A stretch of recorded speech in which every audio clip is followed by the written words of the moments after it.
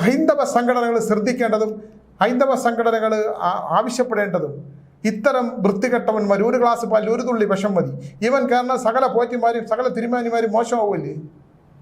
അയ്യപ്പൻ്റെ ശക്തി അറിഞ്ഞോളൂ. ഈ തൊട്ടവനും വീട്ടിൽ കൊണ്ടുവച്ചവനും ഞാൻ ചോദിച്ചു ഈ കക്കൂസിൻ്റെ മാലിന്യ ജലത്തിൻ്റെ പുറത്തുകൂടെയൊക്കെ ഈ സാധനം എടുത്തോണ്ട് പോകണ്ടേ. പല വീടുകളിലും മദ്രാസിലൊക്കെ വീട്ടിൻ്റെ നടുമുറ്റത്താണ് ടാങ്ക്. നമ്മൾ നിസ്സഹായരായി നോക്കി നിൽക്കാനേ ജനങ്ങൾക്ക് കഴിയും.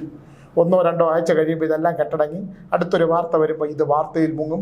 ഇതുപോലുള്ള ഉണ്ണികൃഷ്ണന്മാരിങ്ങനെ നിറഞ്ഞു നിൽക്കും. ഈ ഉണ്ണികൃഷ്ണന്മാർക്ക് കാലം കൊടുക്കുന്ന ശിക്ഷ മാത്രമേ ഉള്ളൂ. ഇനിയെങ്കിലും തെറ്റുകൾ തിരുത്തൂ.